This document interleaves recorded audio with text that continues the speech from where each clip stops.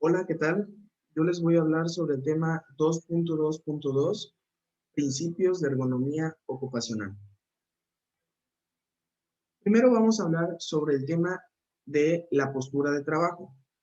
Los problemas de tipo musculoesqueléticos asociados al tipo de oficina, particularmente en las tareas informáticas, se deben principalmente a los factores que se detallan a continuación. Movilidad restringida asociada al trabajo sedentario. Dice que las malas posturas asociadas tanto a la forma de sentarse, falta de apoyo en la espalda, posturas con la espalda muy flexionada, como a la posición de la cabeza-cuello, flexión o torsión del cuello al escribir o mirar la pantalla respectivamente, y a la posición de los brazos y muñecas mientras se teclea, que son los brazos sin apoyo, falta de sitio para apoyar las muñecas, desviación cubital de las manos al teclear. Principalmente lo que nos dice este tema es que la postura de trabajo va a ser aquella en donde las partes de nuestro cuerpo, los brazos, las manos, el cuello, la espalda, se van a ver involucradas para realizar un trabajo. Muchas veces es de manera inconsciente y no nos damos cuenta que estamos realizando una postura de trabajo forzada, ya que el pasar tiempo sentado frente a una pantalla, pues genera diversas consecuencias a la larga, ya que el estar sentado por varias horas genera diversos padecimientos o diversas enfermedades en donde pues nos vamos a ver involucrados y nos va a afectar en el desarrollo laboral de nuestro trabajo, ¿no? Vamos a ver lo que son las pautas de conducta a la hora de realizar la tarea.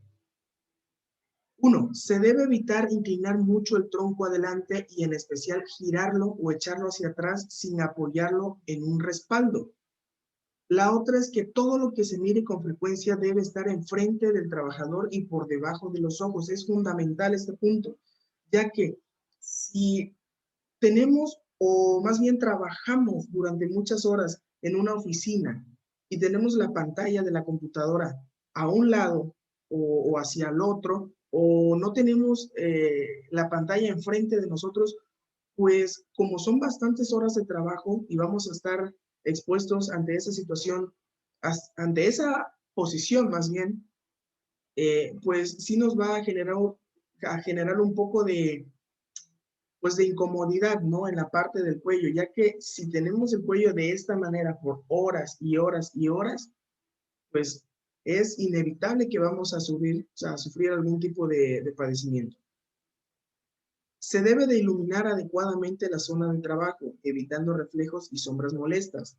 Realizar pequeñas interrupciones del trabajo de 1 o 2 minutos cada pocos minutos. Esto es fundamental dado que reduce los niveles de estrés principalmente y todos sabemos que el estrés es un factor importante en las enfermedades y se deriva principalmente por el tiempo de trabajo, por las diversas situaciones que pasamos en el trabajo y pues es recomendable realizar pequeñas interrupciones de trabajo, ¿no? Para relajarse más bien un poco.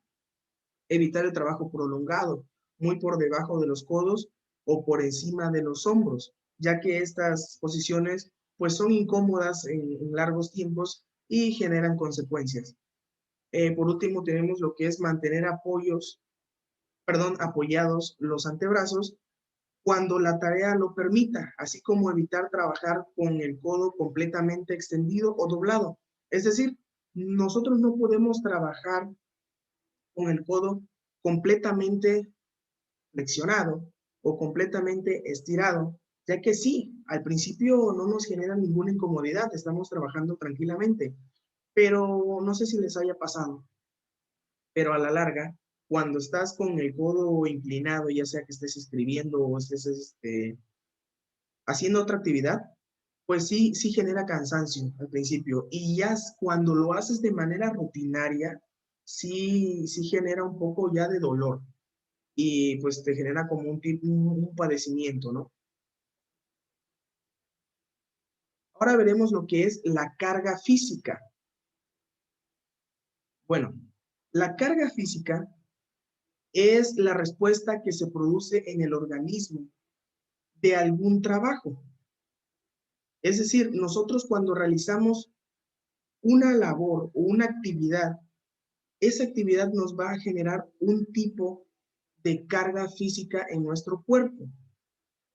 Dice que durante el transcurso de la jornada de trabajo, el cuerpo humano es forzado a realizar un trabajo físico, ya sea mover el cuerpo o alguna de sus partes, transportar o mover objetos o simplemente mantener la postura del cuerpo. Esto es que no se puede hacer alguna actividad que sea al aire libre, la albañilería, están expuestos a muchos, o muchas, más bien, cargas físicas en donde pues son pesadas y sin lugar a duda de alguna u otra forma les va a afectar en el cuerpo, ya que están sujetos a actividades en donde se tienen que flexionar, se tienen que parar, tienen que cargar cosas muy pesadas y pues obviamente esto les repercute. Ahora vamos con lo que son los tipos de contracción muscular y efectos en el organismo. Algunas demandas físicas provocan que el músculo se contraiga y estire rítmicamente, como puede ser andar, correr, levantar peso, etcétera. A este tipo de contracción muscular se le denomina isotónica y el trabajo realizado recibe el nombre de trabajo dinámico. Existen otras demandas físicas por lo que el músculo es obligado a contraerse de manera continuada durante un tiempo variable, como puede ser sostener un peso o mantener una postura determinada durante cierto tiempo. A este tipo de contracción se le denomina isométrica y al trabajo realizado, trabajo estático.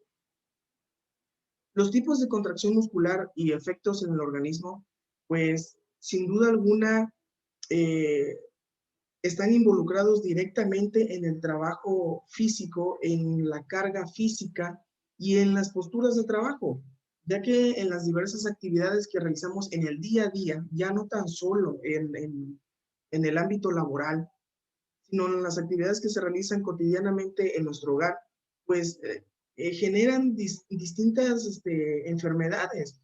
Por ejemplo, hace rato por equivocación dije lavar en vez de levantar. Y pues sí, el lavar, muchas personas, las personas que lavan la ropa por, por largas horas de trabajo, pues les genera obviamente mucho peso, mucha contracción muscular en el área específicamente de los hombros. Y pues esto es inevitable que los músculos se contraigan y pues provoquen algún tipo de afectación en el cuerpo, ¿no? Ahora se va a hablar sobre lo que es la evaluación de trabajo dinámico. Usualmente las actividades laborales son una mezcla de trabajos dinámicos y estáticos. Por este motivo, la evaluación de la carga física de una actividad deberá tener en cuenta, en primer lugar, qué tipo de trabajo es predominante respecto al otro, ya que para evaluar una postura de trabajo o alguna situación de trabajo, tenemos que conocer qué tipo de labor es la que predomina en el giro de nuestra industria o precisamente en el proceso en donde están trabajando los trabajadores. Si están mucho rato sentados, si están mucho rato parados, si están realizando movimientos continuamente de mano por procesar o por atender algún tipo de producto que vaya sobre alguna banda, etcétera, se deben de conocer bien qué tipo de actividades se tienen para así poder proceder a hacer algún tipo de evaluación. En los casos en los que la actividad es mayoritariamente dinámica, los métodos más adecuados son aquellos que se estiman la energía consumida durante la actividad. Dicha estimación se realiza a partir de la medición de parámetros fisiológicos como el consumo de oxígeno o la frecuencia cardíaca. Vamos con la evaluación del trabajo estático, en donde los casos en los que la actividad es mayoritariamente estática, es decir, que van a estar sentados o la mayor parte del tiempo van a estar en una sola posición, o afecta a poca masa muscular. La evaluación de la carga física es mucho más compleja, no existiendo, por tanto, un único método válido para todas las situaciones posibles, siendo necesario emplear distintos métodos complementarios entre sí. Dichos métodos pueden incluir, por ejemplo, técnicas biomecánicas, mediciones de la actividad muscular, mediciones de los ángulos articulares, entre otros. Después seguimos con lo que es la fatiga física. La fatiga física o muscular es la disminución de la capacidad física del individuo debido bien a una tensión muscular estática, dinámica o repetitiva, bien a una tensión excesiva del conjunto del organismo o bien a un esfuerzo excesivo del sistema psicomotor, músculo esquelético. La fatiga física principalmente es cuando la persona está cansada, se siente agotada, tiene dolores en distintas partes del cuerpo, ya sea en la espalda, en el cuello, en los hombros, codos, muñecas, manos, etcétera, por el trabajo que realiza, por la situación en el que día a día se están desempeñando y pues les va a generar un tipo de padecimiento. Es cuando realizamos distintas tareas y por largas horas de trabajo y nos sentimos cansados, nos sentimos agotados y lo único que queremos es dejar todo tirado y ir a descansar un rato. Eso es principalmente la carga, la fatiga física.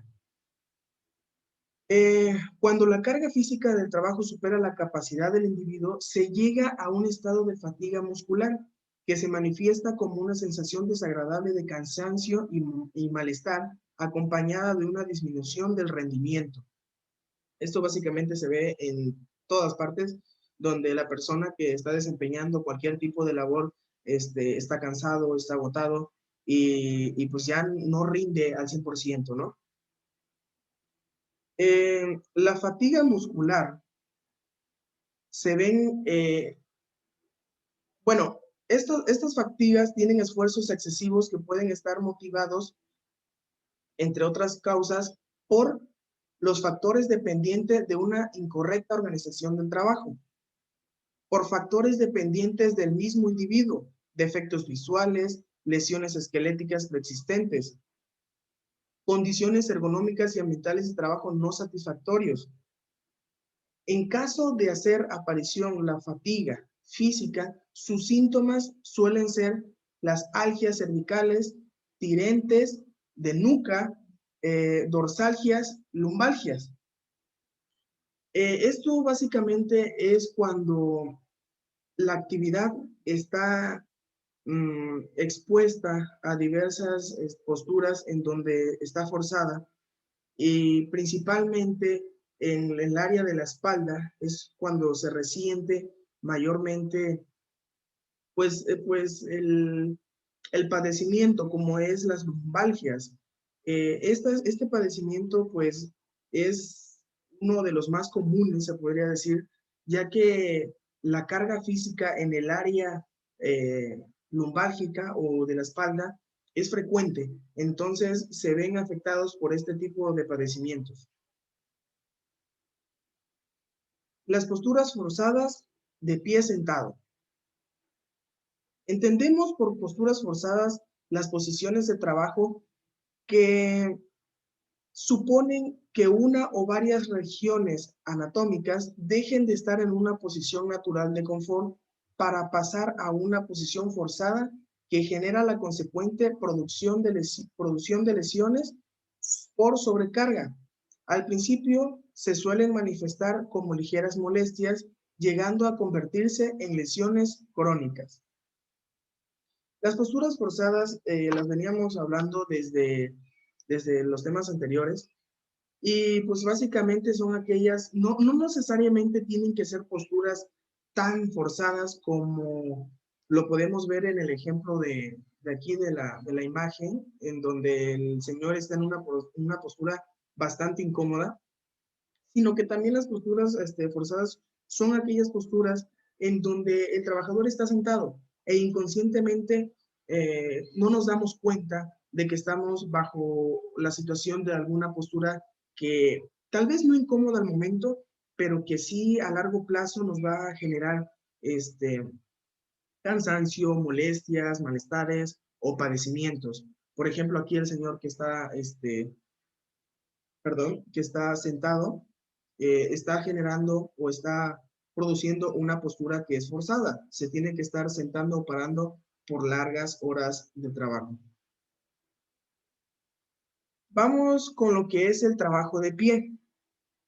El trabajo de pie ocasiona una sobrecarga de los músculos de las piernas, los hombros y la espalda. A veces puede tener efectos negativos en la salud del trabajador, como pueden ser dificultad en la circulación de la sangre en las piernas, posible aparición de varices, fatiga de los músculos, compresión de las estructuras óseas, sobre todo en la zona lumbar, que es lo que comentábamos hace rato, ¿no? Que la lumbalgia es uno de los padecimientos más frecuentes en el trabajo por distintas cargas físicas. Dolores de espalda, principalmente son los también más frecuentes que se ven. Ahora vamos con lo que es el trabajo sentado.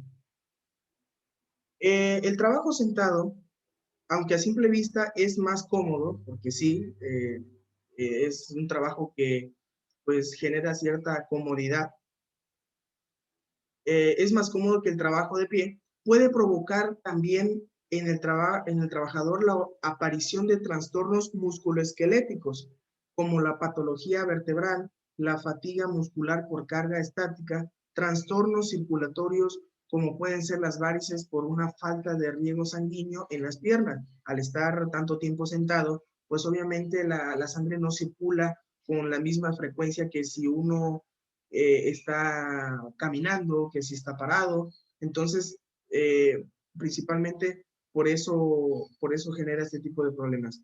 Así como la hipotrofia semicircular, que se manifiesta por la pérdida del tejido graso bajo la piel en forma de semicírculos, sobre todo en la cara interna de los muslos de la pierna y en los glúteos.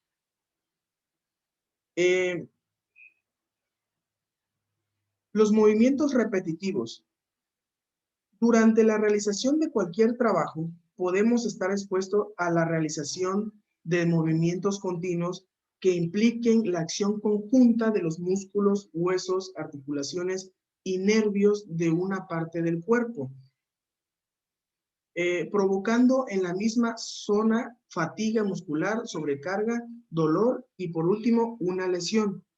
Los movimientos repetitivos son aquellos en los que vamos a estar, pues generalmente haciendo una labor durante varias horas y la misma, no va a cambiar. Generalmente va a ser la misma labor, ya estando sentados, ya estando parados, como lo podemos observar aquí en esta imagen, en donde la persona está tecleando eh, en la computadora y pues los dedos al realizar ciertos movimientos durante varias horas pues generan ciertos síndromes o ciertas lesiones o padecimientos. O el estar parados en una banda, como lo comentábamos hace rato, haciendo este tipo de actividades o de movimientos, pues genera cansancio y padecimientos también. Para intentar, ahora sí que amenorar los efectos adversos de los movimientos repetitivos, se deben seguir los siguientes consejos. Se debe diseñar el puesto de trabajo de tal forma que se realice el trabajo con comodidad y sin necesidad de realizar sobreesfuerzos, evitando las posturas incómodas del cuerpo y manteniendo la mano alineada con el antebrazo, la espalda recta y los hombros en posición de reposo. Obviamente, estas son las recomendaciones, bueno, una de ellas, pero es difícil que se sigan al pie de la letra estas recomendaciones, ya que hay diversas actividades en el ámbito laboral que no nos permiten eh, llevar a cabo estas pautas para que nuestro sistema motriz, nuestro cuerpo no resienta, no tenga esos padecimientos. Pero pues bueno, hay que tratar de seguir estas recomendaciones para evitarlos lo más posible, ¿no? Otro punto es que antes del comienzo de la tarea se debe ajustar la superficie de trabajo de forma que se eleve el plano de trabajo convenientemente, es decir, que no esté muy abajo ni muy arriba, porque también hay que ver esa parte. Si está muy arriba, pues tendemos a alzar los brazos y pues durante muchas horas de trabajo eso nos perjudica. Si la superficie de trabajo no es ajustable, se debe utilizar una plataforma o un pedestal para elevar la altura de trabajo siempre que sea posible. Es recomendable que todo el tiempo el escritorio donde nos estemos apoyando esté a la altura del individuo. Muchas veces tenemos escritorios en donde están muy altos o están muy bajitos y pues sí es incómodo trabajar en una situación así, ¿no? Ahora vamos con unas recomendaciones sobre la manipulación manual de cargas. Una es que debemos planificar el levantamiento, es decir, utilizar las ayudas mecánicas precisas. Siempre que sea posible, se deberán utilizar ayudas mecánicas, seguir las indicaciones que aparezcan en el embalaje acerca de los posibles riesgos de carga, como pueden ser un centro de gravedad inestable, materiales corrosivos, etc. También se pueden solicitar ayuda a otras personas si el peso de la carga es excesivo o se deben adoptar posturas incómodas durante el levantamiento y no se puede resolver por medio de la utilización de ayudas mecánicas. El punto número 2 es colocar los pies. En este punto debemos tener en cuenta que el separar los pies para proporcionar una postura estable es fundamental para que el cuerpo no resienta algún tipo o el tipo de carga física que se está realizando. Siempre debemos de separar los pies para que tengamos una mejor estabilidad, un mejor equilibrio y no vaya a ocurrir algún tipo de inconveniente. Adoptar la postura del levantamiento, que es la 3. Doblar las piernas manteniendo en todo momento la espalda derecha y mantener el mentón metido. No flexionar demasiado las rodillas. No girar el tronco ni adoptar posturas forzadas. También puede ser que tenga que ver con el agarre firme, que es el punto número 4. El agarre firme es básicamente ajustar de manera adecuada lo que es la carga que vamos a realizar o el objeto, empleando ambas manos y pegarla al cuerpo, siempre echarlo hacia atrás, en la carga hacia el pegado al cuerpo para que no genere algún tipo de desequilibrio. El 5, que es el levantamiento suave, el levantar suavemente la carga para no tener algún contratiempo principalmente. 6, evitar giros. 7, carga pegada al cuerpo, como lo mencionaba en el punto también 4. El 8, depositar la carga. Esto, si el levantamiento es desde el suelo hasta una altura importante, por ejemplo, la altura de los hombros o más, apoyar la carga a medio camino para poder cambiar el agarre principalmente. Y después con la 9, que son las generalidades, en donde evitar los trabajos que se realicen de forma continuada, en una misma postura.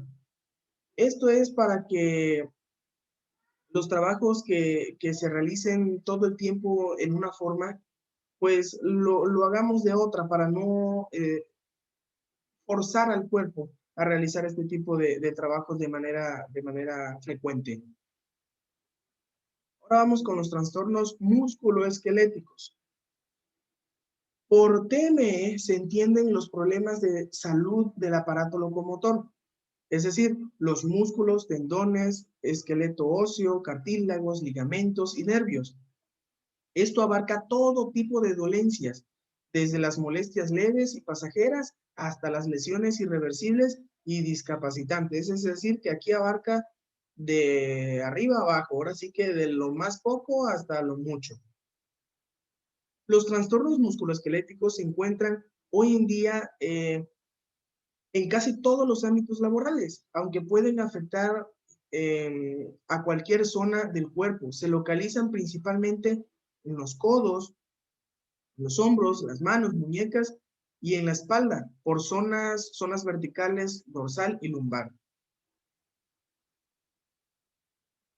Vamos ahora con lo que es el TME de la espalda y factores laborales asociados. Los más frecuentes en la espalda son el síndrome cervical por tensión y lumbalgia. El síndrome cervical por tensión está producido por una contractura muscular en la región cervical posterior. Puede afectar a un solo músculo o grupo de músculos. La principal forma de prevenir el síndrome es evitar las tareas que obliguen a trabajar por encima del nivel de hombros o de la cabeza, así como evitar las posturas de trabajo en las que se flexiona de manera forzada el cuello y los hombros. La lumbalgia, la más frecuente, se produce por una contractura en los músculos que se encuentran en la parte baja de la espalda, específicamente en la zona lumbar, debido a sobrecargas continuadas de los músculos de la zona lumbar. Es decir, cuando realizamos cargas pesadas, que es lo más habitual, eso se debe a actividades físicas fuertes, en donde pues cargamos diversos objetos y la espalda, la zona lumbar es lo que más la resiente.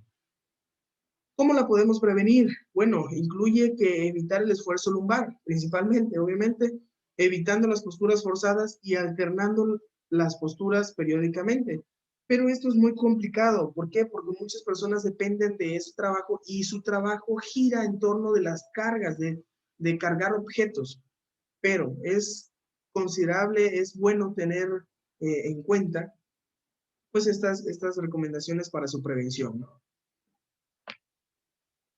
Ahora vamos con las TME del hombro y factores laborales asociados.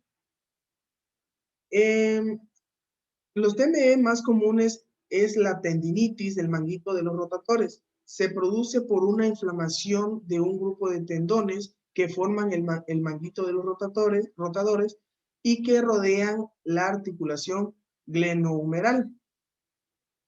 Este padecimiento, para su prevención, se deben evitar realizar trabajos por encima del nivel de los hombros, así como evitar las flexiones o abducciones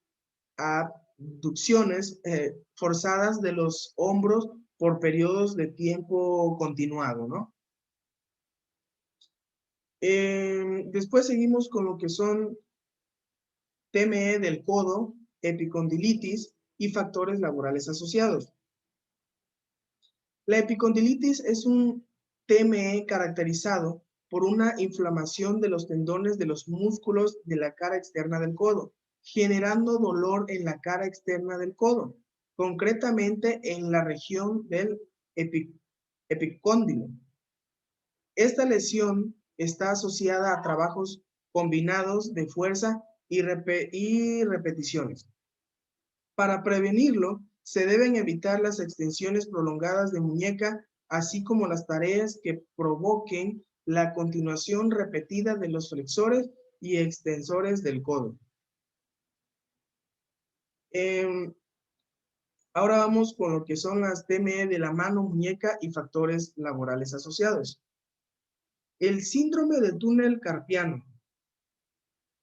Este se produce por la compresión del nervio mediano por los tensores flexores de los dedos. Los síntomas pueden ser, entre otros, ardor y hormigueo frecuente o entumecimiento con picores en la palma de la mano y en los dedos, especialmente el pulgar, el índice y el dedo medio.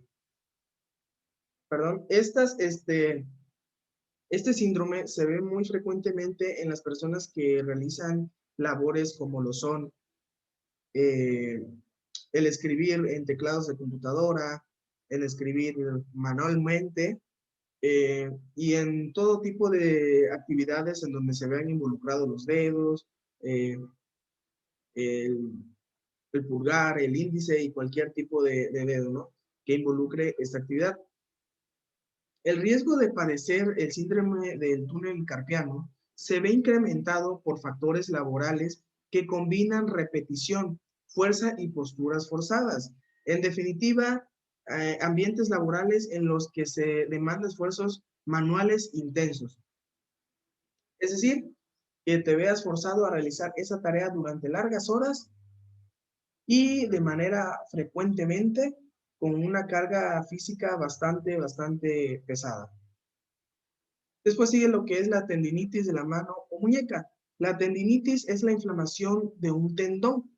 La tendinitis en la muñeca, la mano y los dedos de la mano se produce por un uso excesivo o por movimientos repetidos. También en todos los trabajos se ve esto, no nada más simplemente en los trabajos que tengan que ver con el área computacional o de oficina. Los síntomas pueden incluir dolor, hipersensibilidad, hinchazón menor y limitación del movimiento. La tendinitis de la mano o muñeca está normalmente provocada por las elevadas repeticiones o esfuerzos de la muñeca, de la mano o muñeca. El síndrome de la vibración mano-brazo. Bueno, normalmente es debido a la exposición a vibraciones en condiciones de trabajo donde la intensidad de la vibración es transmitida a las manos y brazos del trabajador procedente de maquinaria, herramientas o útiles vibrantes. Esto es cuando se utiliza algún tipo de taladro, cuando el operador de algún tipo de maquinaria, ya sea montacargas, una retroexcavadora, pues generan tipo de vibraciones estas máquinas, y al estar expuesto tantas horas de trabajo, pues sin lugar a dudas genera pues padecimientos que involuntariamente se están expuestos, y pues hay que afrontarlos de manera adecuada. Para esto es conveniente la correcta selección de maquinaria de baja vibración. Muchas veces en los trabajos se desempeñan, ahora sí que vale la redundancia, trabajos en donde la vibración es muy frecuente, entonces hay que hacer modificaciones, hay que darle mantenimientos a los equipos para que no generen tanta vibración. Y también sistemas antivibratorios para soportar el peso de la herramienta y reducir la fuerza aplicada por el operario. Ahora vamos con los 12 principios de la ergonomía. Bueno, principio número 1, mantener todo al alcance, fundamentalísimo en el tema de la ergonomía. Todo debe de estar al alcance de nosotros. Debemos de tener todo a la mano para no realizar esfuerzos mayores, para no realizar esfuerzos en donde la persona tenga que, ahora sí que tenga que esforzarse aún más de lo que ya se está esforzando.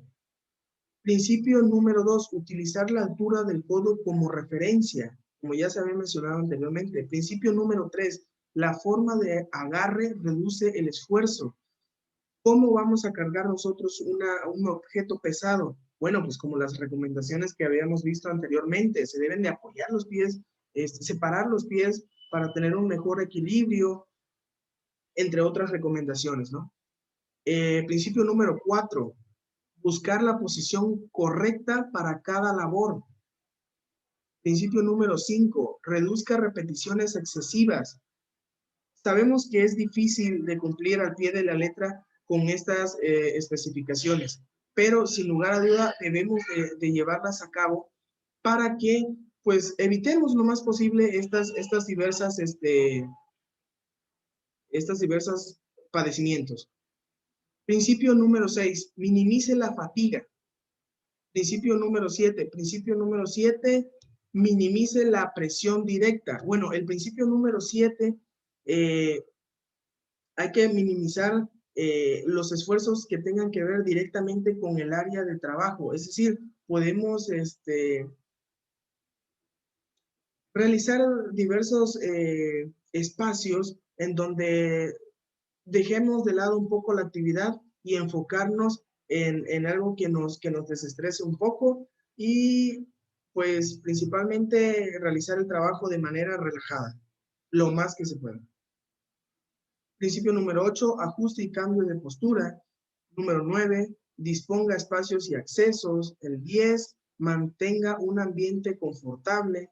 El 11, resalte con claridad para mejorar compresión. Y el 12, mejore la organización del trabajo.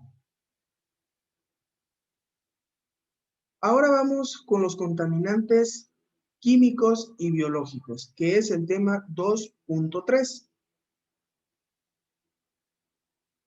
En la industria comúnmente se utiliza diversos productos químicos en diferentes estados de la materia, sólido, líquido y gas.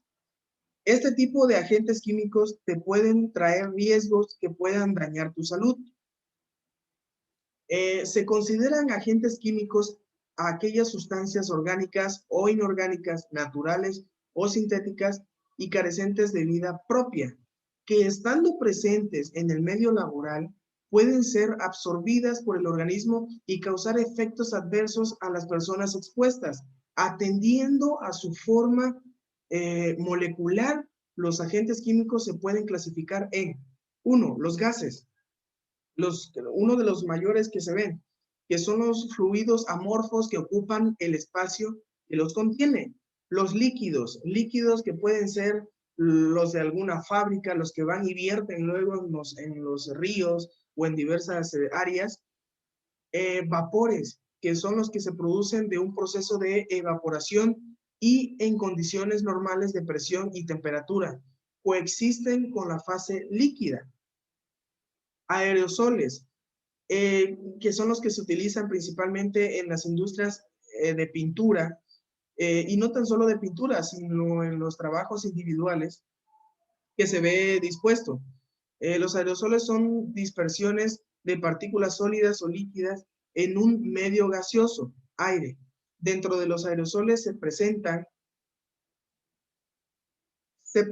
lo que son los aerosoles líquidos, que es una suspensión en el aire de pequeñas gotas de líquido. Los aerosoles sólidos, que se presentan en el aire en forma de pequeñas partículas que pueden hallarse en suspensión. Después siguen lo que son las vías de entrada en el organismo. Tenemos lo que es la vía respiratoria o pulmonar. Las sustancias pueden ser retenidas en la nariz, tráquea, bronquios o en los pulmones dependiendo de dos factores, el tamaño y las propiedades químicas. La vía respiratoria o pulmonar es principalmente uno de los más, pues más vistos, ¿no?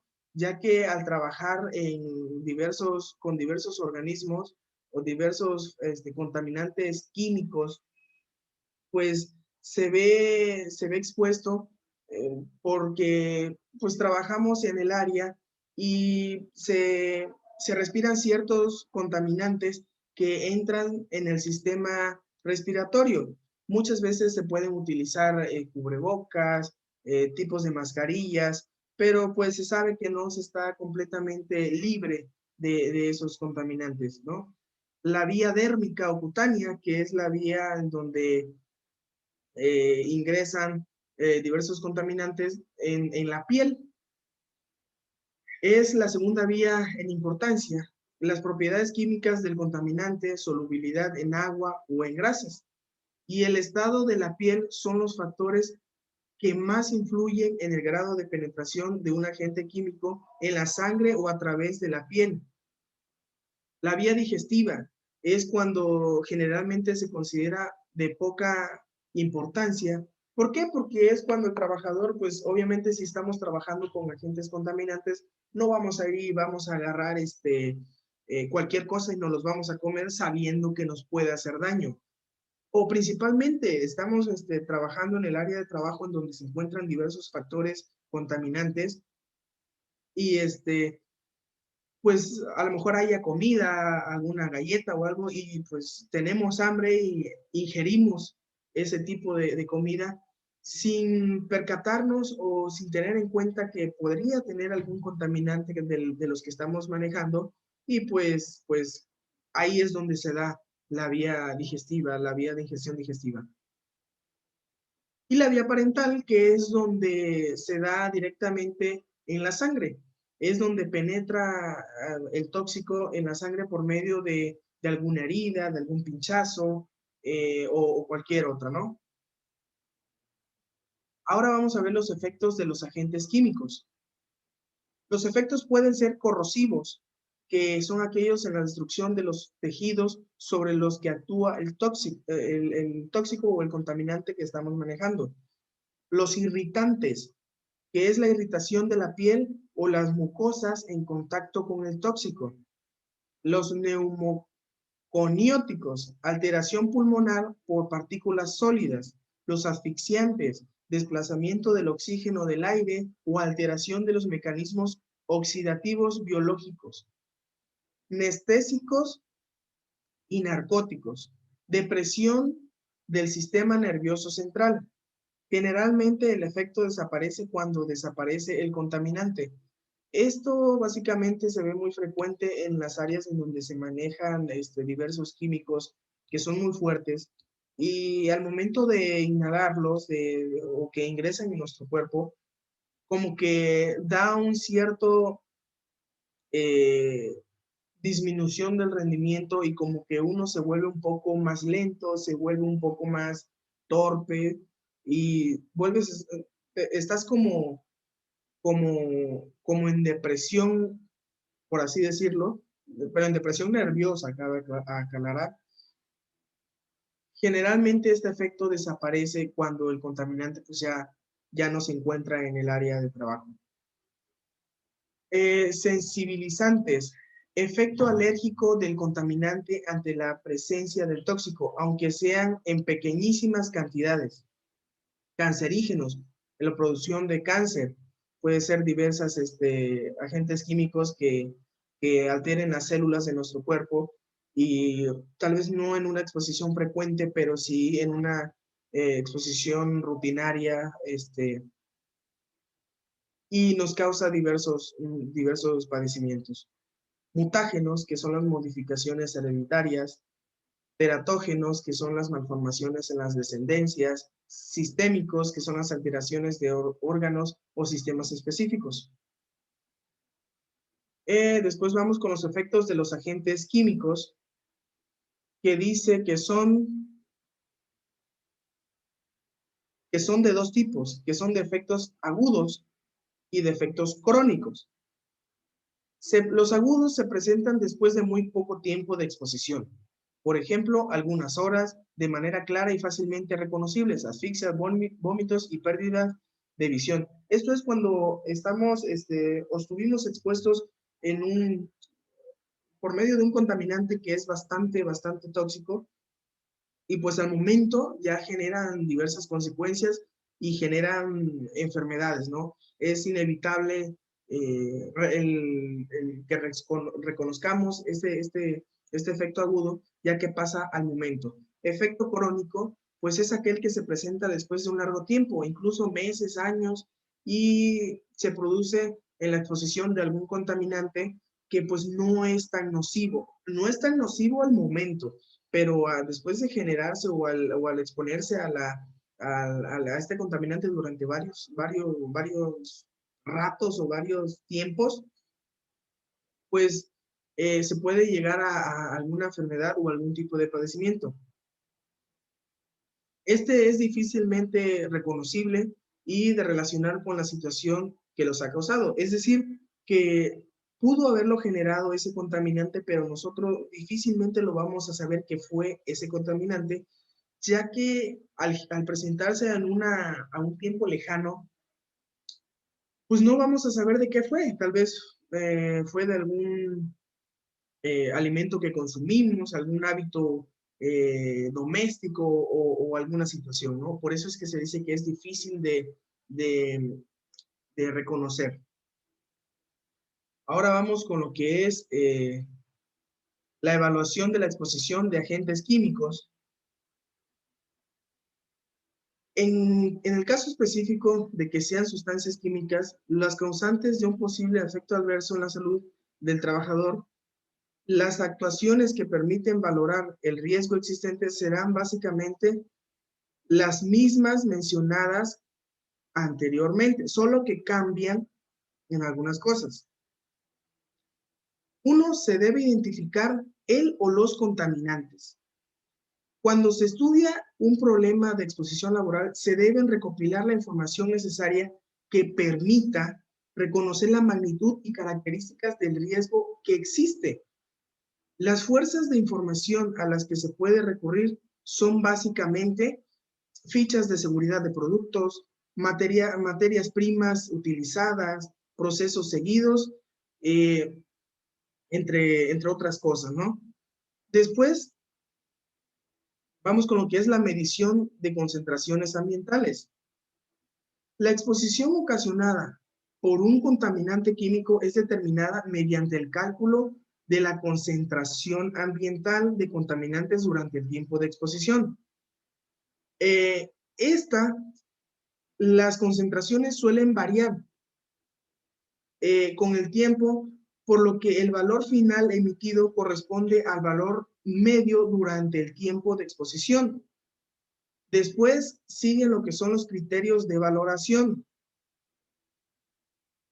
Los criterios de valoración pueden ser los criterios de evaluación de carácter técnico. Existen diversas instituciones internacionales especializadas en higiene industrial que publican con cierta regularidad listas con criterios técnicos en los que se establecen valores máximos de exposición para diferentes sustancias químicas o industriales, es decir, que ya tienen un cierto parámetro establecido para que se pueda tener en cuenta diversos criterios que valoren, ahora sí que la exposición de los agentes químicos, ¿no? Cabe mencionar que los criterios de valoración son referencias utilizadas para comparar los resultados obtenidos en una medición. Después vamos con lo que es valoración del riesgo. La valoración del riesgo por exposición a contaminantes químicos, cuando el riesgo de exposición no es 8 horas, se hace mediante el cálculo de la exposición máxima permisible con la siguiente fórmula que se ve a continuación, ¿no? Donde C es la concentración media del contaminante. BLA es el valor límite ambiental para 8 horas al día de trabajo, criterio técnico o legal. Y T es el tiempo de exposición al contaminante. Ahora vamos con el control de las exposiciones. Bueno, el control de las exposiciones, dado que el grado de riesgo es dependiente de la concentración del contaminante y del tiempo de exposición, es decir, la dosis. Está claro que para reducir el riesgo habrá que actuar sobre alguno de estos parámetros. La reducción del tiempo de exposición de una medida correctora, perdón, ahora sí que es obvia. Las acciones para reducir la concentración de contaminantes químicos que inhala la persona expuesta deben dirigirse especialmente a las acciones sobre el foco contaminante. Y estas acciones sobre el foco contaminante son que deben modificarse los procesos que ya estén en funcionamiento. Es decir, si un proceso ya está en movimiento y tiene que ser ajustado, pues se ajusta. ¿Para qué? Pues para que tenga un control de esas exposiciones, si no el trabajador va a estar expuesto a estos contaminantes. El inciso B, que es el aislamiento de las operaciones potencialmente contaminantes. El inciso C, que es operaciones con método húmedo para reducir el polvo en el ambiente y reducir la vía de entrada por medio del sistema respiratorio. Un adecuado mantenimiento del equipo de trabajo. Y después siguen lo que son las acciones sobre el medio, que es la ventilación general y localizada, mantenimiento de los sistemas de ventilación, limpieza del medio para evitar una nueva dispersión del contaminante al medio ambiente. Si el inciso D, que es si el contaminante puede causar efectos agudos graves sobre la salud, es conveniente instalar sistemas de alarma conectados automáticamente a sistemas de ventilación, es decir, aquellos contaminantes en donde sean muy nocivos, pues se deben de implementar diversos sistemas en los que si se corre el riesgo de que alguna persona se esté contaminado, tenga un sistema de alarma que te diga que hay que hacer algo respecto con eso y automáticamente trabaje en eso para solucionar ese problema o reducirlo, que son los sistemas de ventilación para dispersar ese contaminante.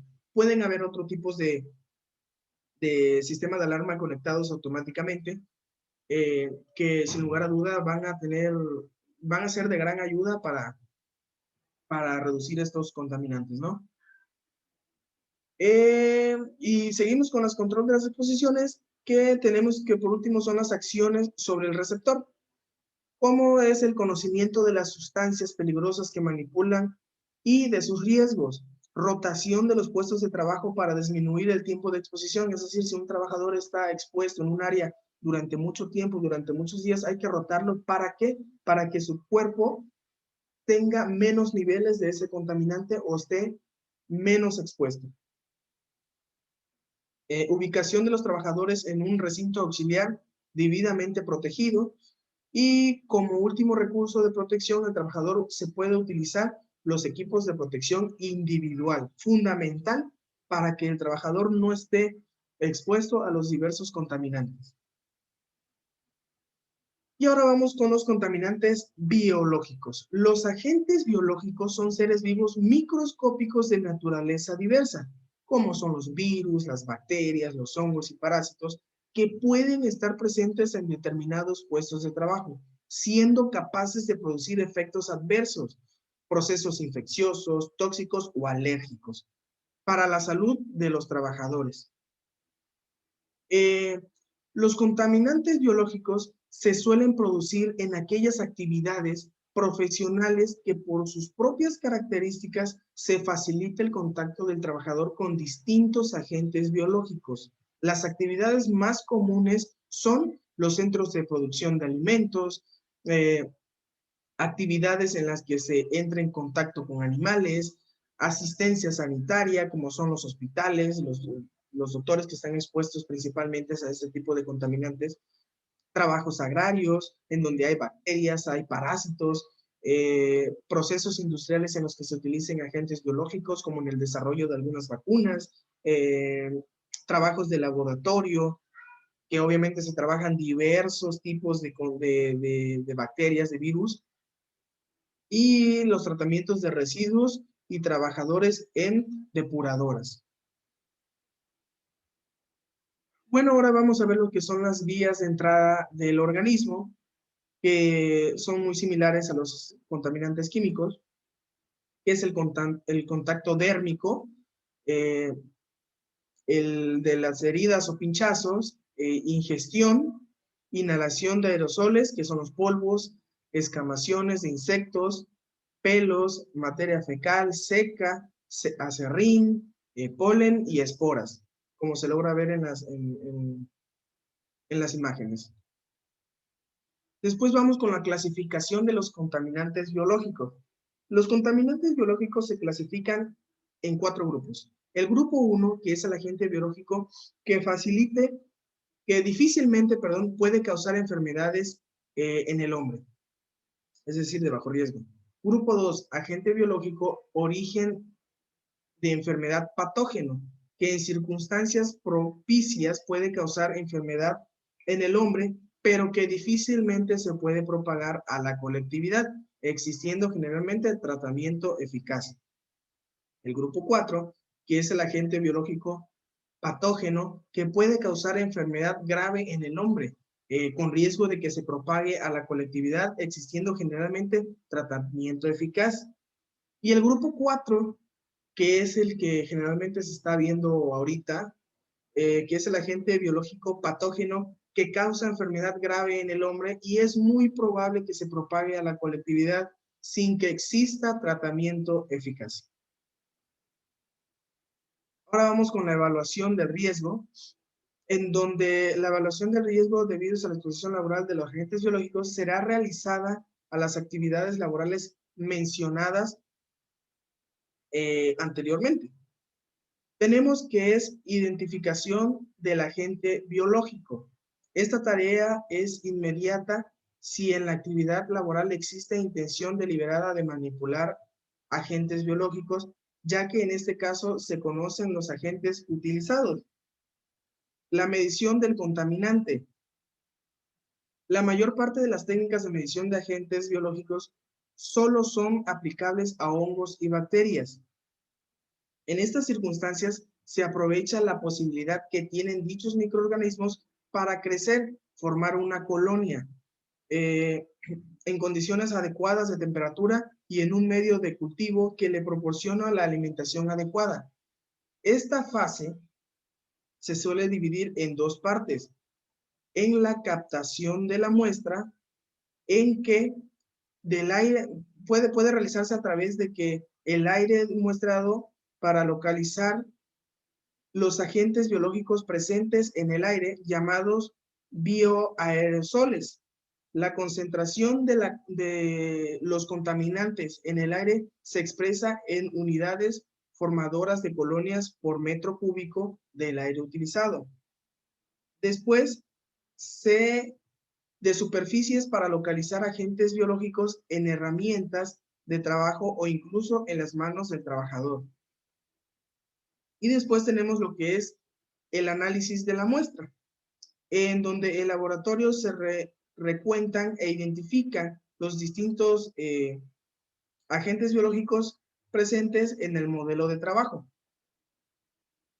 Y después sigue la valoración de la situación. Las especiales características de los agentes biológicos, mutaciones de su estructura genética, alta variabilidad de su capacidad infectiva y otras hacen que no se hayan podido establecer criterios de valoración. Es decir, son muy difíciles de aplicar, pero sin embargo sí las hay. Después, medidas de prevención. Las medidas de actuación sobre el foco contaminante. En estas medidas de actuación tenemos lo que son la selección de equipos adecuados y acondicionamiento de los lugares de trabajo, sustitución de agente biológico peligroso por otro de menor peligro, modificación de procesos, cambio de la manipulación manual del producto por sistemas automatizados y aislar las operaciones peligrosas mediante el encerramiento de procesos para reducir la exposición. Un punto importante es el de la selección de equipos adecuados y acondicionamiento de los lugares de trabajo, ya que si no se está con un ambiente de trabajo debidamente equipado, pues es obvio que se va a correr el riesgo de contraer algún tipo de padecimiento o enfermedad por ese agente biológico. Es fundamental que en el ámbito de la industria, que en el ámbito laboral, se tenga este tipo de cuidado. Nosotros como ingenieros industriales debemos de saber que tenemos que tener un área debidamente acondicionada correspondiente al ámbito o el giro de la empresa. ¿Para qué? Para que el trabajador no se exponga, no esté corriendo ese riesgo y pueda desempeñar su labor de manera tranquila, sin estresarse, ya que si el trabajador está viendo que se puede contaminar, siempre le va a generar un grado de estrés, siempre va a estar al pendiente de esa labor y no va a rendir al 100%. Después vamos con lo que es las medidas de actuación sobre el medio de difusión. En el punto A tenemos cuando los agentes biológicos se acumulan en el lugar de trabajo, la limpieza del mismo es un medio eficaz para su reducción. hay que tener limpios los lugares de trabajo para que los agentes no se reproduzcan y los trabajadores puedan desempeñar su labor de manera adecuada. B, para concentraciones bajas del contaminante de dilución del aire contaminado con el aire limpio, reduce los niveles de contaminación. C, control de los insectos, roedores, etcétera, que puedan ser un medio de difusión de contaminantes. Es decir, los insectos o los diversos animales que pueden haber, pues traen bacterias, traen virus, que sin lugar a duda pueden propagarse por el área de trabajo y hay que hacer algo con respecto a eso porque si no se ve involucrados los trabajadores y por ende la situación de la empresa. Y por último, las medidas de actuación sobre el receptor. En el punto A tenemos la formación e información del trabajador sobre los riesgos que supone la manipulación de agentes biológicos. En el punto B, la reducción del número de trabajadores expuestos. C, en operaciones concretas, utilizar equipos de protección individual, que es lo principal, diría yo, ya que sin estos equipos, pues está más expuesto a esos contaminantes. Disposición en un lugar de trabajo de las adecuadas instalaciones sanitarias, dependiendo del grupo de riesgo del agente biológico. Y por último, vigilancia médica y sanitaria para detectar y controlar la evaluación del trabajador expuesto al agente contaminante. Es fundamental que en la industria se tengan que tocar estos temas y no solo ver de manera superficial, sino que se tengan que adecuar estos temas y llevar de manera correcta para que los trabajadores no estén expuestos a diversos contaminantes, ya sea químicos, ya sea biológicos. Siempre se debe de velar por la seguridad de nuestros trabajadores. Siempre se deben de tener o acondicionar las áreas mejormente posible. ¿Para qué? Para que los trabajadores se encuentren a gusto, se encuentren estables y no se tenga que ver, no se tenga que involucrar la vida de nuestros trabajadores, porque si bien sabemos los agentes químicos o contaminantes generan enfermedades o padecimientos que pues a la larga generan consecuencias muy graves, incluso hasta la muerte. Entonces, esto es a causa de las diversas condiciones en el ámbito laboral. Estos temas que se tocaron anteriormente son importantes, imprescindibles para el ámbito laboral, ya que se deben de evaluar los diversos riesgos que se tienen, se deben de dar recomendaciones, se deben de dar diversas pautas o procedimientos a seguir para que los trabajadores tengan en cuenta las acciones que se deban realizar. No precisamente solamente es realizar el trabajo y ya, no, hay que tener en cuenta los riesgos que conlleva realizar ese trabajo y qué debemos hacer tanto como trabajador, tanto la empresa, qué deben hacer para solucionar no solucionarlos tal vez, pero sí reducir los riesgos laborales. Por mi parte es todo. Aquí se concluye este tema y muchas gracias.